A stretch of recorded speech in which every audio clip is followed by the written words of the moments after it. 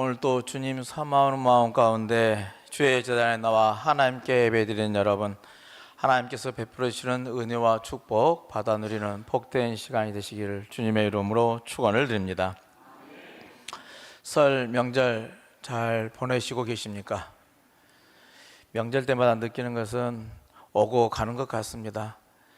명절이 되면 아무개 자녀 왔다 해서 오늘 교회 못 나가요 앉으신 분도 계시고, 또 어느 가정은 명절에 고향에 왔으니 자식들 다 갑게 교회에 나오신 분이 있어서 쉬는 분과 또 채우신 분이 또 인물은 다르지만 교회의 모양은 똑같은 것 같습니다.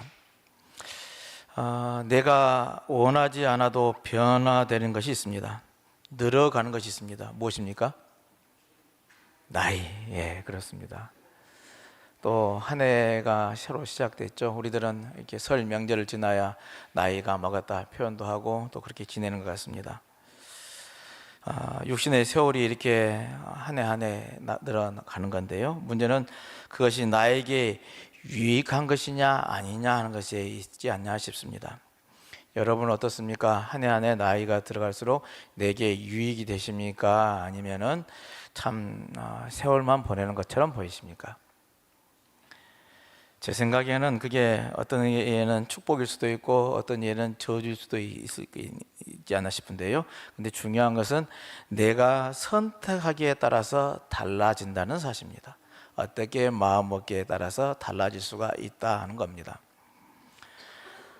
히랍 신화에 나오는 이야기는 굉장히 부정적인 모습을 보여줍니다. 이런 이야기가 있습니다. 신전 앞에요, 사람들이 뭐 하나를 막 구경하는 사람들이 많이 모였습니다. 근데 조롱, 새장 속에 해가 갈수록 작아지는 여인이 있더란 겁니다. 여인이 얼마나 작아졌으면 새장 조롱 속에 갇혀 있는지요. 근데 이 여인은 원래 절세 미인이었답니다. 그 소문이 이제 시내까지 당하라서요, 제우스 시내까지 들려졌습니다. 그래서 제우스 신이 이 여인에게 물었습니다. 네 소원이 무엇이냐고 물었더니요, 이 여인이 대답하는 것이 한 주먹 안에 있는 먼지만큼 나는 오래 사는 것입니다 했습니다. 한 주먹에 먼지가 몇 개나 될까요? 셀 수도 없죠. 이게 헤아릴 수도 없는, 이게 오랜 세월 동안 살고 싶습니다 하는 표현이었습니다. 그래서 신이 후회하지 않느냐 그랬더니 물론 후회하지 않습니다 당당하게 대답하더란 겁니다. 그래서 신이 소원을 들어줬습니다. 오래 살도록. 근데 여인에게 중요한 거 하나를 잊어버렸는데요, 늙지 않고라는 단서를 달지를 못했습니다. 그랬더니 어떻게 됐습니까? 한 해 한 해 이제 늙어가고 세월이 늙어갈수록 이게 몸만 늙어간 게 아니라 몸도 작아져서요, 오늘 처음 표현한 것처럼 새장 속에 갇힌 정도로 작아지고 말았더라 하는 겁니다. 사람들이 물었습니다. 네 소원이 무엇이냐 했더니 뭐라고 했어요? 죽고 싶소 하더랍니다.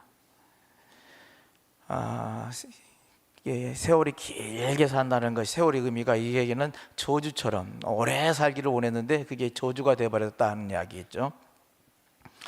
그러나 세월이 가져다는 축복도 있습니다. 요즘 인터넷에 보면 얼마든지 나올 수 있는 이야기거리인데요, 제가 많이 알고 계신 분도 계시지만 한번 소개해 보도록 하겠습니다. 요즘 젊은이에서 유행하는 세월이 주는 평등에 대한 이야기입니다. 모든 사람이 평등하다 그런 의미인데요, 40대가 되지면은 지식의 평등이 온답니다. 중고등학교 시절 공부하면서 얼마나 많이 하냐가 굉장히 중요하죠. 뭘 얼마나 아느냐에 대해서는 그 사람의 가치 평가를 하게 되니까요. 근데 공부를 잘하고 못하고가 이제 40대가 되지면은 의미가 없어지더라는 이야기입니다. 그렇죠. 40대 되면은 뭔가에 자기의 자리가 이제 고착돼지고 뭔가를 새로 한 것이 아니라 이제 있는 자리에서 무엇을 어떻게 하신가 지혜가 필요한 시대이기 때문에 지식이 얼마나 많냐는 건 별로 중요하지 않는 시대가 온다 그런 이야기입니다. 50대가 되면은요, 외모의 평등이 찾아온다고 그렇습니다. 이것은 조금 저는 여자분들한테는 저는 이해가 가지 않습니다. 요즘도 여성분들은 나이가 몇인지 저는 구분할 수가 없습니다. 몇 살인지를 알 수가 없는데요. 근데 아무튼 50대가 되면은 얼굴이든 가슴이든 허리든 그때가 되면 다 비슷비슷해진다라는 그런 의미의 외모의 평등의 시대가 온다 그렇습니다. 60대가 되면은 무슨 평등이 옵니까? 성의 평등이 온답니다.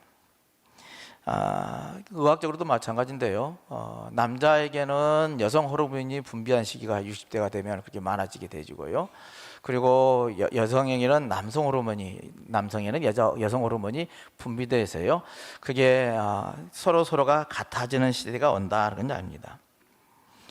70세가 되면은 무슨 평등이 올까요? 그렇습니다. 건강의 평등입니다. 너나 나나 할 것 없이요. 70세가 되면은 골골 80이라는 말처럼요. 그때가 되면은 젊어서의 건강에 큰 의미가 있지 않다는 겁니다. 그 다음 80대가 되면은 무슨 평등이 올까요?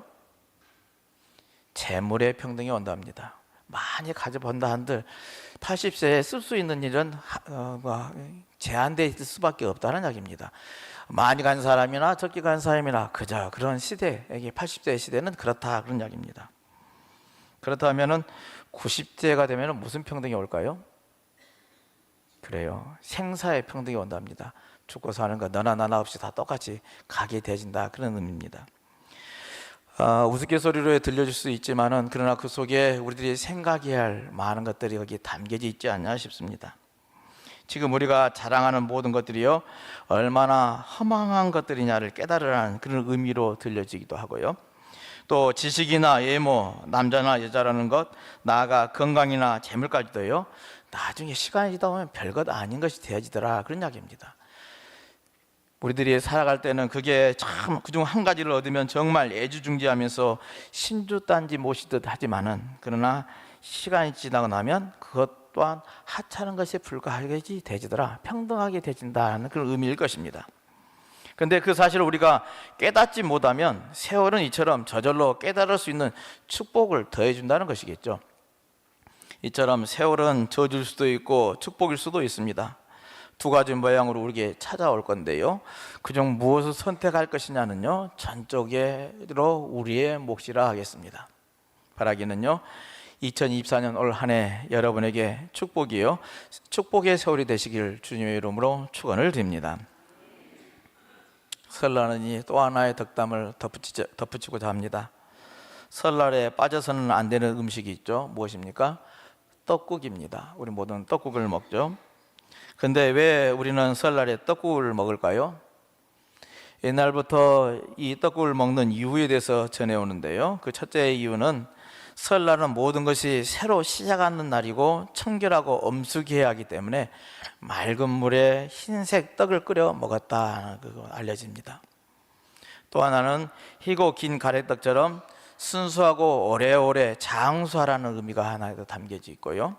또 하나는 시루에서 찐 떡을 길게 뽑는 가래떡을 보면서 기쁨 그리고 재산이 늘어나라는 의미로 이게 새해 떡국을 끓여 먹었다 그런 이야기입니다. 이번 설날 명절 하얀 떡가락처럼 가래떡처럼 청결하고 순수하고 오래오래 그리고 기쁨과 행복이 늘어나기를 바라면서요.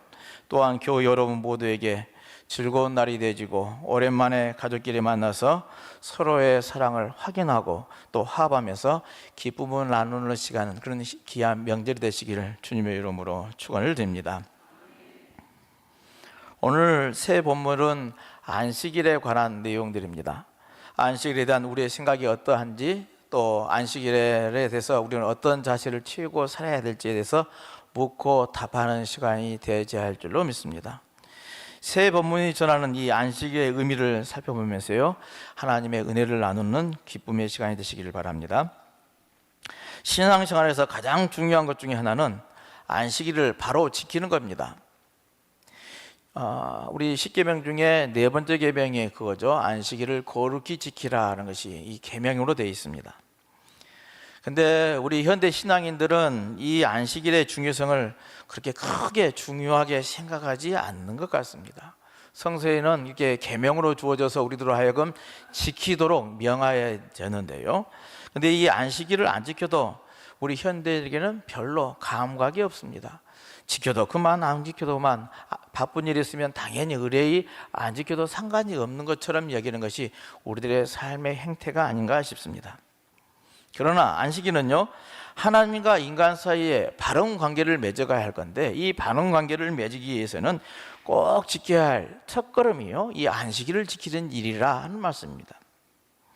출애굽기 31장 15절에요. 한번 말씀을 보실까요? 같이 읽어봅시다. 엿새 동안은 일할 것이나 일곱째 날은 큰 안식일이니 여호와께 거룩한 것이라. 안식일에 일하는 자는 누구든지 반드시 죽일지니라. 와, 무섭습니다. 어마무시합니다. 이게 안식일법입니다. 안식일은 지켜야 되는데 안 지키면 뭐라고요? 죽일지니라. 무섭습니다. 그러나 안식일을 지키는 자에게는 뭐냐? 복이 있다는 겁니다.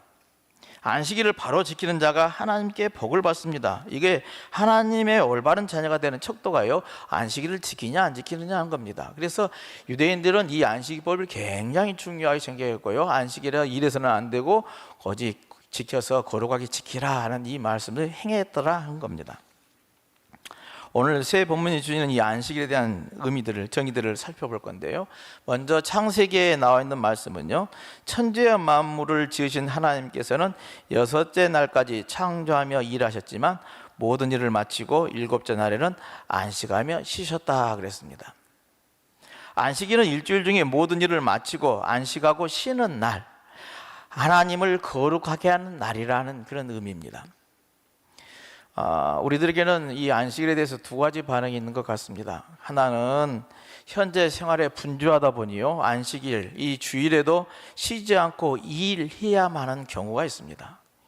먹고 생업을 위해서 어쩔 수 없이 그 일에 내몰리는 경우가 그런 것이죠. 법은 그렇게 정해져 있지만은, 그러나 내가 직장에 매여 있고 그리고 이것을 하지 않으면 안 되는 직종에 있는 사람들에게는 당연히 그 일을 해야만 하는 그런 어려움이 있기도 하는 것이죠. 그런 의미에서 지키지 못하는 사람이 있는가 하면요, 또 하나는 주일은, 일요일, 우리들이 달력을 보면은 빨간 글씨로 쓰여지는 공휴일이라는 개념이 강한 사람들 경우입니다. 쉬는 날, 여행한 날이라는 생각을 가지고 행동하는 경우가 그렇습니다. 그래서 안식일은 쉬는 날이니 여행하고 등산하고 또 내 몸 관리해야 한다고 들로 산으로 다니는 사람들의 경우가 여기에 해당하다 하겠습니다. 그러나 성경이 들려주시는 말씀은요, 안식일의 쉼은 하나님께서 정하신 날이라는 겁니다. 아까 출애굽기의 말씀 것처럼 하나님이 정하신 날이라는 것이죠. 하나님의 날이기 때문에요, 하나님의 뜻에 합당하게 지켜져야 하더라는 이야기입니다. 하나님을 기쁘시게 하는 일에 쓰여지는 날이라는 이야기입니다. 시편 말씀을 볼까요? 시편 118편 24절 말씀입니다. 이 날은 여호와께서 정하신 것이라. 이 날에 우리가 즐거워하고 기뻐하리로다. 그렇습니다. 안식일에 대한 정의가 분명해야만 하겠습니다. 성서가 말하는 안식일은, 첫 번째로요, 안식일은 하나님께서 복 주시는 거룩한 날이라는 이야기입니다. 하나님께서 복 주시는 거룩한 날, 거룩한 삶을 위해서 사는 날이요, 경건하게 사는, 거룩을 힘쓰는 복받은 날이어야만 하는 것입니다. 일주일 동안 사는 우리의 삶은 어떤 의미에서는 육신을 위해서 또 욕심을 부리면서요, 세속에 젖어 살아가야 하는 그런 날일 것입니다. 그러나 다시 말해서 먹고 살기 위해서 애쓰는 시간일 것입니다. 그러나 안식일은요, 우리 자신이 거룩함을 위해서 애쓰는 복된 시간으로 만들어 가야 될 줄로 믿습니다. 두 번째 안식일의 정의는요, 안식일은 완성의 날입니다. 하나님께서는 여세 동안 일하면서요, 모든 것을 완성하신 후에 쉬셨다 하셨습니다. 일주일 동안의 계획된 생활이 완성됐는지 자신을 돌아보고요, 또 하나님이 지으신 뜻대로 바로 살았는지 돌아보는 시간이, 이게 안식일에 우리가 지켜야 할 몫이라는 이야기입니다. 일주일 동안 우리의 성품과 삶은 죄와 유혹에 시달려서요, 어떤 의미에서는 이리 휩쓸리고 저리 휩쓸려서요, 방황과 범위 속에 살아올 수 있습니다. 그러나 그리스도인은 하나님 앞에 지음 받아가는 사람입니다. 그것이 자연으로서가 아니라 안식일에는 하나님의 자녀로서 우리의 성품과 인간성이 완성되어져 가는 그런 완성의 날로 삼아야 된다는 이야기입니다. 그렇게 안식일은 우리들의 한 주간 삶을 반성하면서 하나님의 성품답게 올바르게 되었는가 반성하고 또 그렇게 완성되어져 가는 날로 하나님께 예배드리는 날로 삼아야 할 줄로 믿습니다. 세 번째는 하나님께서 영광 받으시는 날입니다. 오늘 본문에도 표현이 있지만은 누가복음 6장 5절의 표현이 좀 더 명확하게 들려지는데요. 또 이르시되 인자는 안식일의 주인이니라 하십니다. 안식일의 주인이 누구냐? 내가 아니라 주님이시라는 이야기입니다. 이게 정확해야만 합니다. 내가 주인이 아니라 내가 주인처럼 하는 것은 내 마음대로 사는 것인데요. 이 날의 주인은 예수님이시라는 이야기입니다. 주님이십니다. 주님이 안식일의 주인이라는 말. 그래서 우리는 이 주님의 날, 일요일을 우리는 주일이라고 표현합니다. 주님의 날이란 뜻의 주일을 하는 것이죠. 그런 의미로서의 하나님께 영광 돌리는 날이어야만 하다는 이야기입니다. 그래서 안식일은 안식일의 주이신 주님께 영광을 돌리고요, 주님의 십자가 부활을 증거하는 거룩한 날로 삼아야 할 줄로 믿습니다. 로마서에 가서 보면은요, 로마서 본문에서 사도 바울은 신자들끼리 서로 믿음을 판단하고 정죄하는 것을 보시고요, 충고의 말씀을 던집니다. 믿음이 있는 자라도 믿음 없는 자를 업신여기고 비판하지 말라고 당부하면서요, 하나님이 그들을 받으셨다고 표현합니다. 서로 정죄하고 판단하지 말라는 것입니다. 교회에서 때로는 성도들 간에 판단하고 정죄하는 소리가 들려올 때가 있습니다. 그러나 어떠한 경우라도 하나님께 맡기고 우리는 서로를 위해서 기도하는 자세를 가져야 될 줄로 믿습니다. 왜요? 판단하고 정죄하는 일은요, 하나님의 하실 일이기 때문에 그렇습니다. 우리가 할 일이 아니라는 이야기입니다. 그의 잘잘못을 평가하고 판단하는 것은 하나님의 일이란 겁니다. 사람이 볼 때는 쓸모없이 보여도요, 하나님은 귀중하게 여기고 가치 있게 사용하시더라는 겁니다. 판단하고 정죄하신 분 하나님이요, 우리는 주를 위해서 쓰임받는 자가 되어져야만 하는 것입니다. 다음으로 나를 잡아도 주를 위해서 먹어도 주를 위해서 하라는 것이 사도 바울의 고면이죠. 오늘 로마서 14장 8절 말씀 다시 한번 볼까요? 함께 읽도록 하겠습니다. 우리가 살아도 주를 위하여 살고 죽어도 주를 위하여 죽나니 그러므로 사나 죽으나 우리가 주의 것이로다. 아멘. 그렇습니다. 우리는 주님의 것입니다. 주님의 소유요, 주님의 것입니다. 주님께 쓰임받는 존재들이 우리 사람들입니다. 하나님의 백성들입니다. 그런데 삶의 중심에 내가 먼저일 경우가 참 많습니다. 나를 위해서, 내 유익을 위해서, 내 편의를 위해서 내가 계획하고 내가 선택하고 내가 실행하고 내가 행동해 가더라는 겁니다. 그래서는 안 된다는 겁니다. 우리 믿음의 사람들 가운데서도 집안에 대소서나 이사를 할 때 나를 잡을 때 주일날 잡는 경우가 종종 있게 되죠. 근데 왜 주일날 잡았느냐 물으면요, 그날 좋아서 그랬다고 이야기를 합니다. 자신의 유익한 시간을 내서 나를 잡거나 또는 미신의 나를 잡는 것은요, 그런 성도의 바른 태도가 될 수가 없는 것이죠. 오늘 바울이 고백한 것처럼 사나 죽으나 주를 위해서라고 고백하는 우리 믿음의 삶이 되어야 할 줄로 믿습니다. 하나님의 나를 바로 지키는 성도, 하나님을 위해서 내 삶을 선택하고 결정하고 그렇게 행동하는 성도, 그게 바른 믿음의 사람들의 자세라는 이야기입니다. 로마서가 들려주는 또 하나의 메시지는 우리는 다 하나님의 심판대에 설 사람들이라는 사실입니다. 그렇죠. 우리 인간은 모두가 다 마지막에 종말에 하나님 앞에 서서 심판받을 사람들입니다. 우리 모두가 멸망받을 수밖에 없는 그런 죄인들인데도 불구하고 예수님께서는 우리를 위해서 당신을 희생제물이 되어주셨습니다. 십자가에 달려 죽으셔서요, 우리의 죄를 대속해 주셨습니다. 그로 말미암아 우리는 주를 믿는 자마다 멸망하지 않고 영원한 생명에 들어가는 은혜를 입은 구원받은 사람들이 되어진 것이죠. 예수 그리스도의 십자가의 죽음을 통해서 우리는 영원한 삶을 얻은 구원의 생명이 있게 되지더라는 이야기입니다. 그러기에 우리를 속하여 주시기 위해서 죽어주신 예수 그리스도가 우리의 삶의 중심이 되도록 주를 위해서 사는 그런 그리스도인이 되어야 하는 것은 마땅할 일이라는 것입니다. 주님의 날에 대한 이러한 바울의 정의에 더불어서요, 복음서는 좀 더 명확하게 이 주일을, 안식일을 분명하게 정의해 줍니다. 오늘 본문에는 안식일 논쟁의 또 한 부분이기도 하는데요, 예수님의 제자들이 안식일에 밀이삭을 비벼 먹는 것을 보고 바리새인들이 말하기를 왜 당신의 제자들이 안식일을 범하느냐라고 이제 비난을 합니다. 율법에 따르면은 안식일에 먹는 것을 위해서요, 손과 발을 도구처럼 쓰는 것은 노동의 행위로 간주를 했습니다. 그래서 절대적으로 손을 써서 일해서도 안 되고 발을 놀려서 일을 해서도 안 되는 것이었습니다. 그러기에 안식일에 빵 굽는 일도 또 불을 피우는 일도 금지되었습니다. 이게 안식일법들의 큰 줄기였는데요, 근데 예수님의 제자들이 배가 고파서 밀이삭을 잘라서 비벼서 먹었다? 안식일법을 어겼다는 겁니다. 그러니 왜 당신의 제자들은 안식일을 지키지 않으요? 하고 이제 비난을 했던 것이죠. 비난하는 바리새인들을 향해서 예수님께서 안식일은 사람을 위해서 있는 날임을 선포하면서요, 율법적으로 꼭 굳이 그 율법적으로 따져서 그 율법이니까 지켜야 한다, 율법이 이렇게 정의됐으니 따라야 한다, 이런 것이 아니라 안식일은 생명을 위해서 일하는 날임을 이제 주님께서 선포하고 가르칩니다.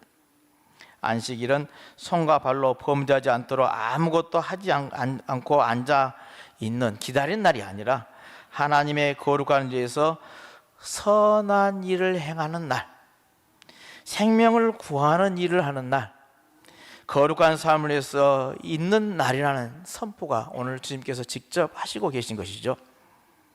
예수님께서 이어서 나온 오늘 논쟁이, 예수님께서 안식일에 예배드리기 위해서 회당에 들어가셨는데요, 손 마른 사람이 주님 앞에 있습니다. 그걸 보시고 뭐라고 하십니까? 내 손을 내밀어라 하시면서 내미니 그 손이 마른 것이 고쳐집니다. 안식일에 병든 자를 치유하심으로 희망을 주시고 생명을 불어넣어 주신 말씀이요, 성경에는 여러 곳에 있습니다. 안식일에 이제 일해서는 안 되는 것이 아니라 그 생명을 구하는 일을 한다면, 하나님의 선한 일을 행하는 일을 한다면 당연히 해야 할 일이라는 겁니다. 안식일은 뭐를 해서가 안 되는 것이 아니라 하나님의 선한 일을 행하는 것, 생명을 구하는 일을 하는 날이라는 선포식이 여기에 있다 하겠습니다. 그러기에 안식일은 하나님을 영광 위해서 선한 일을 행하는 날입니다. 율법을만 지키는 날이 아니라 사람을 구원하는 날이요, 안식일의 주인이신 하나님의 은총을 힘입은 날이 바로 이 안식일이라 하는 말씀입니다. 오늘 주님께서 선포하신 것처럼 안식일은 죽음 속에 있는 생명이 구원받고 새로운 생명으로 전환되지는 생명의 날이어야 하더라는 겁니다. 주님께서 그걸 직접 보여주셨습니다. 십자가에 달려 죽은 지 사흘 만에 부활하셨습니다. 죽은 자가 다시 일어나는 날, 생명이 생기는 날, 그 부활의 날을 기념하여 우리는 매주일 이제 주일은 거룩한 날로 지키고 있는 것이죠. 우리가 살면서 타인의 가슴을 아프게 하고 남을 짓누르고 죽이는 일이 얼마나 많이 있습니까? 알게 모르게 우리가 남에게 상처를 주고 그 사람들에게 아픔을 주는 경우도 많이 있습니다. 그러나 안식일에 우리들이 이런 것은 이것을 회복시키는 날이어야만 한다는 이야기입니다. 안식일은 내 생명이 구원받고 타인의 생명을 살리는, 생명이 치유되는 거룩한 날이어야만 하다라는 이야기입니다. 여러분, 오늘 아침 주님의 말씀과 행동에 마음을 모아 보십시다. 그리고 안식일의 의미를 가슴 깊이 새기시기를 바랍니다. 예수님이 안식일에 하신 것처럼 생명을 회복시키는 그런 생활을 위해서 안식일인 주일에는 하늘의 선한 일에서 살아가고 또 생명 넌 일을 위해서 일하는 그런 그리스도인들이 되시길 바랍니다. 하나님은 그렇게 살기를 원하는 우리들과 동행하시며 더 큰 은혜와 은총으로 축복하여 주실 줄로 믿습니다. 그 은혜가 충만히 임하시기를 다시 한번 주님의 이름으로 축원을 드립니다.